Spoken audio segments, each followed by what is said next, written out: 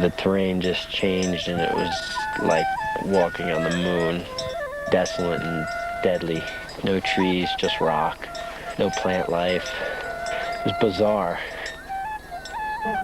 The porters that are working harder than anybody that I've ever seen in my entire life.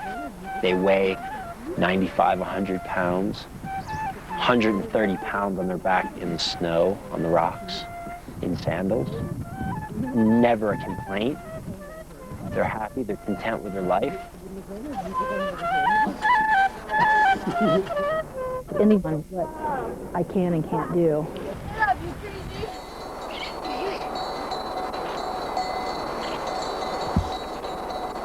I really didn't have any worries coming here. I had some concerns, mostly with life after 14,000 feet, because I had never been that high. The altitude, I understand what it can do to you and how quickly it can do it to you without even knowing it.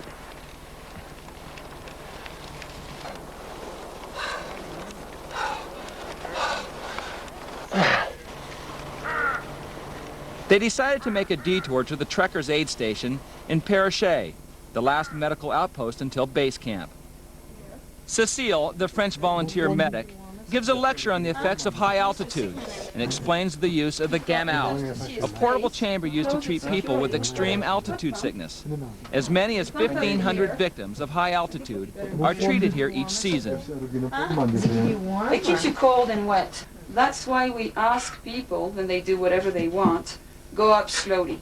Now, what does slowly mean? It might differ from a person to another, but statistically, it means not more than 300 meters, which is about 1,000 feet, between 2 nights, over 3,500 meters. I think it's really important to... None of us were really aware of the seriousness and the exact effects of altitude sickness. We didn't know how it would affect our group, if it would affect our group, if we were affected by it already. She said any time that you are having these symptoms, turn around immediately. Just do it, because you could get pulmonary edema or cerebral edema. Your health could be in serious danger. It's not to get these people, it's to bring them down.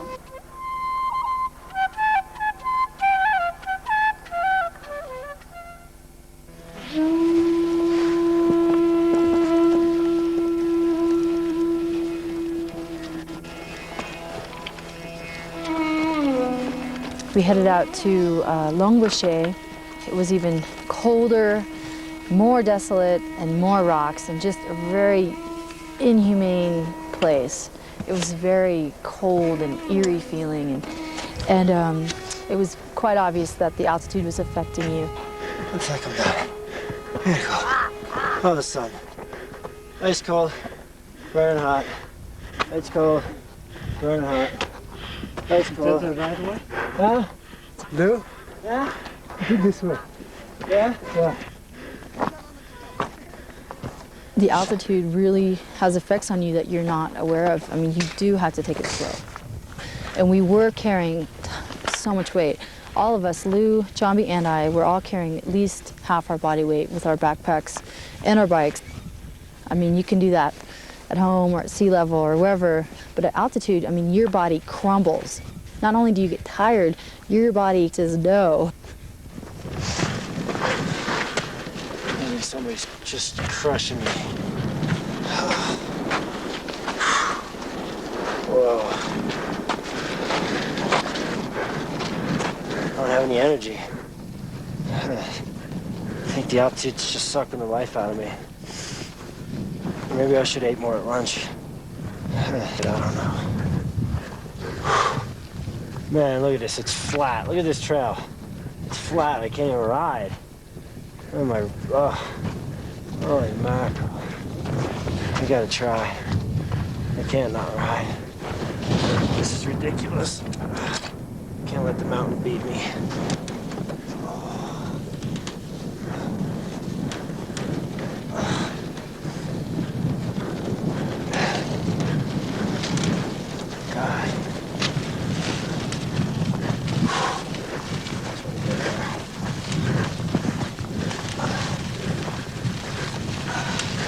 This feels so hard. I don't even care how hard you breathe, there's just no oxygen to get. There's none out here.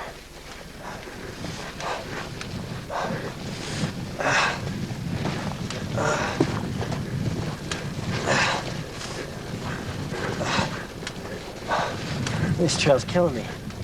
I gotta laugh. I gotta laugh, I'm gonna cry. Ah.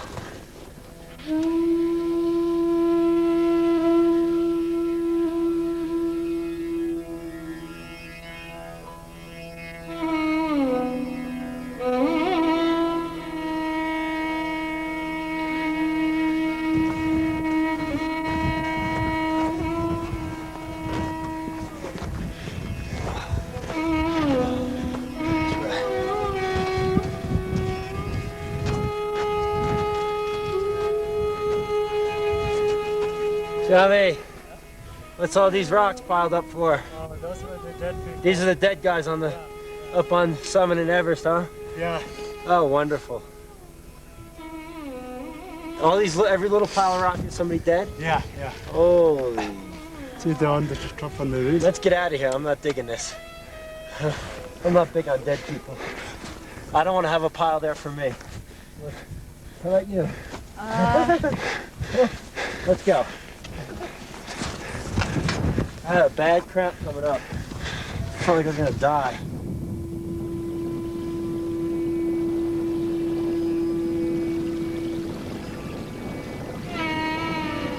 The journey had become a battle between man and mountain. It looked like Lou's new rival had won many times before. Chomby comes from a long line of Sherpas and understands this land. He never seemed to struggle in this place that seemed to require struggle.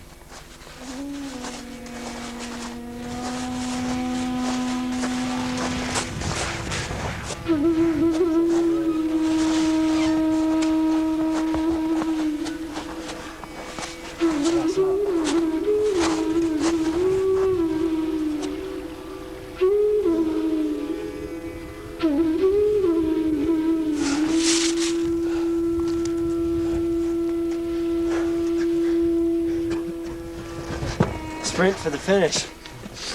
Here's my sprint right now. That's my sprint. I'm going good now.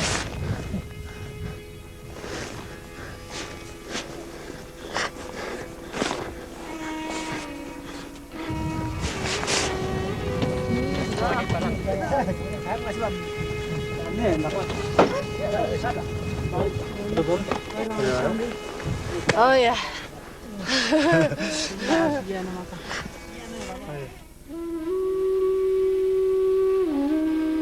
The night in Lobuche was definitely the roughest night sleeping because we didn't sleep much at all. I slept probably 3 hours.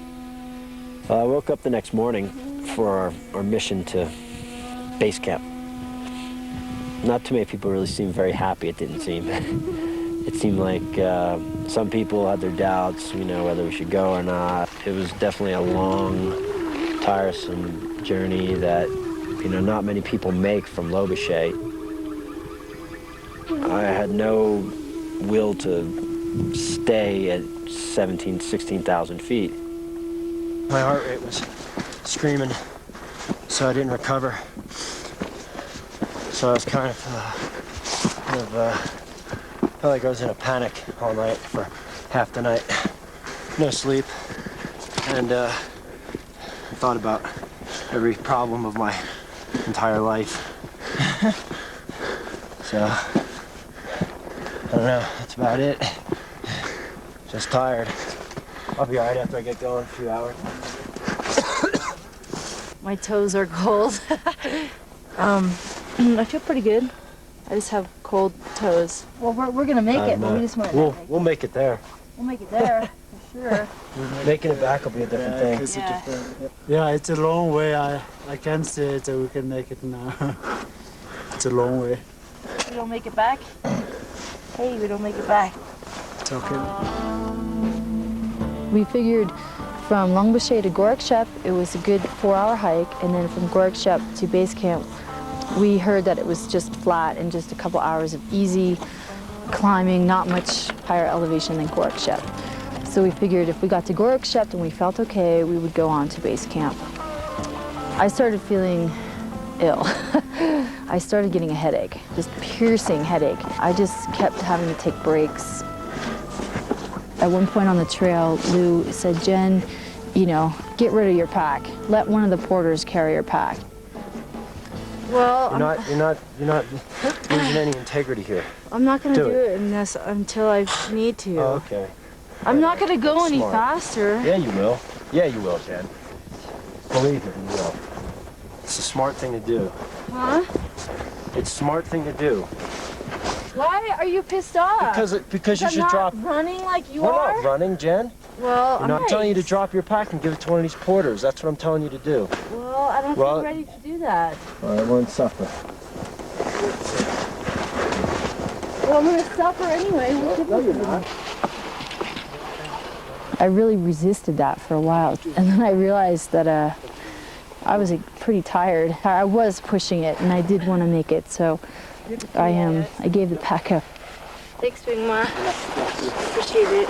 So I was very angry at Lou for suggesting that, you know, I'm not gonna relinquish anything. This is, you know, I'm gonna do it the way I set out to do it.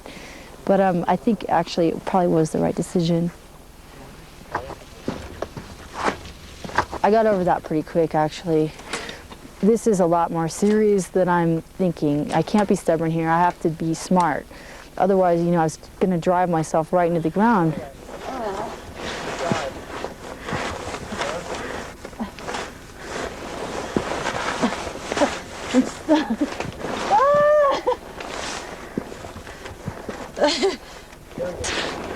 Oh, stop. I don't think they could do this. So like everything else is dead here. Your bike is dead. And human beings are probably not supposed to be here. So, I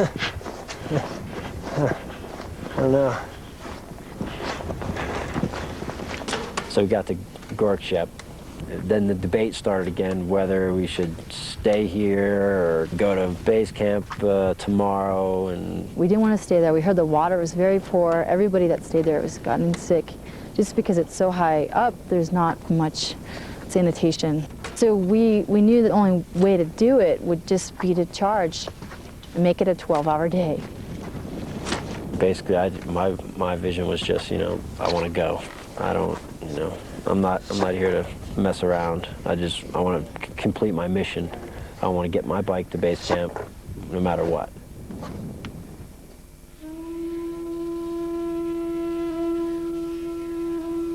Despite the ominous appearance of the expansive and dangerous Khumbu Glacier, it was a welcome sight.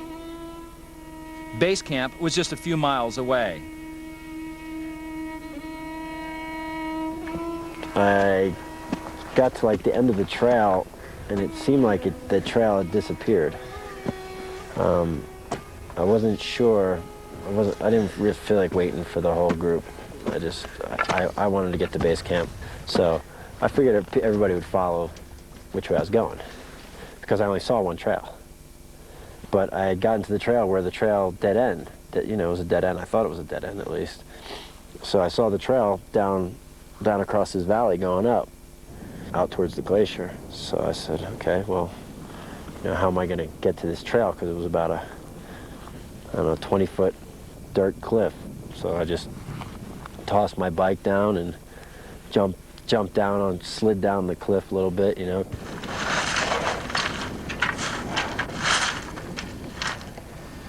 And proceeded to get to this trail that I figured went to base camp.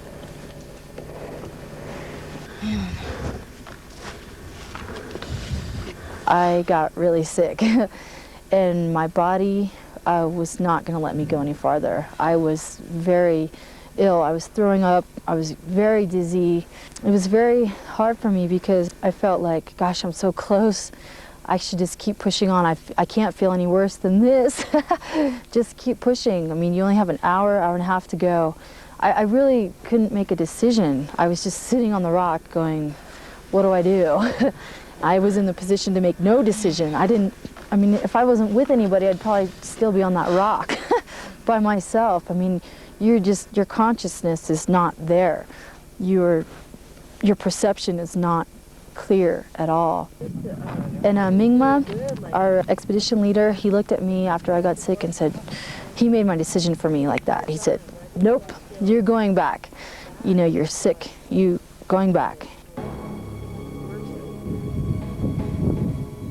Chambi was fine the whole time. He never got sick or, you know, he of course was tired. You know, he's incredibly smart about this land, the effects of altitude. He's from this valley. He's very well adapted and experienced to this environment. Chambi continued without Jen along the ridge route to base camp. Lou was nowhere to be seen. Chambi was worried that Lou might be on the old Yak route down on the glacier. I was going out onto the glacier. Base camp was here. The ridge was here. Everybody else was going along the ridge, and they could see base camp. They knew exactly how far they were from base camp pretty much the whole time.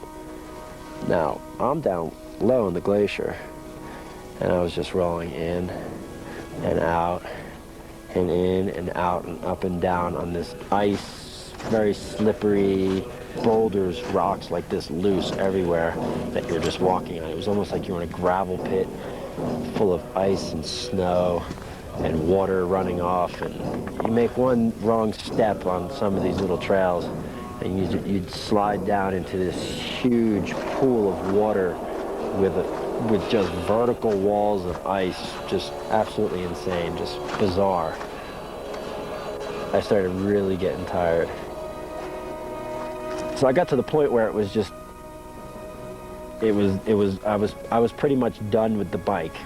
I mean, I was contemplating just putting the bike into one of those huge crevasses and saying, oh well, you know, that's just the way it is. I need to save my life. Well, these two Sherpa guys come carrying their packs full of stuff down the trail, and they said to me, "You have problem?" I had never felt so drained in my entire life at this point, you know. But the one Sherpa said, 150 rupees? I take the bike base camp? And I was, you know, my head was spinning at this point, you know, and I was just like, I don't care, whatever, you know, just let somebody know I'm out here dying, basically. The sun was out and it was glare, and, you know, my eyes and my face with my nose was burning off, you know. You could just feel your skin just burning out there, no matter, I don't care what. And, you know, you had 500 sunblock, you know, it didn't matter, it just burned right through it, because everything around you was reflecting. If you've been in the whiteout, you know that it'll make you crazy after a while. And I felt like I was starting like almost lose my mind, you know. I couldn't see base camp, I didn't know how far I had to go. Couldn't be much further than these gigantic glacier walls, you know, they're just ice and rock, and, you know, every 10 minutes there's an avalanche, and the glaciers, it's creaking and, you know, moving, and I'm like, oh, great. Not only am I gonna die, but I'm gonna experience like an earthquake, or I'm gonna get wiped out by, you know, some gargantuan piece of ice. And it was, you know, my mind was going, I was losing my mind, I think, you know. I think I actually, you know, the last probably eighth of a mile, I just lost my mind, just completely lost my mind.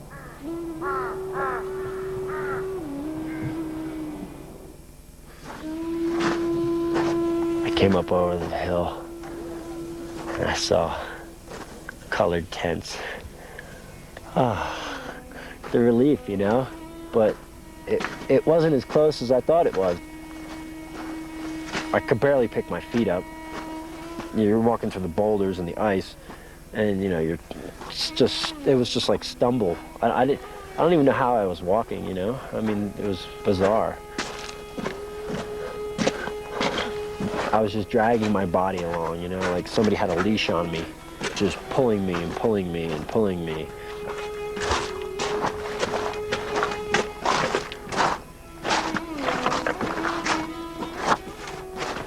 altitude was just killing me. The journey, my legs, you know, I was just so drained and, you know, happy to be there, but just so disappointed in myself that I didn't carry my bike the last half mile of this journey. I mean, that was probably the most difficult thing for me, because I'm not a quitter, you know.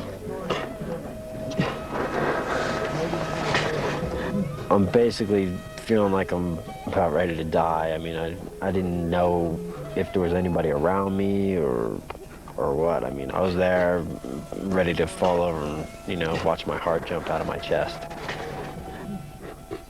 My back had gone into just a huge spasm, just locked up. I couldn't, oh, it was horrible. So, Bill, the guy from North Base, came up and started rubbing my back to get the spasms out of my back. And it helped a lot.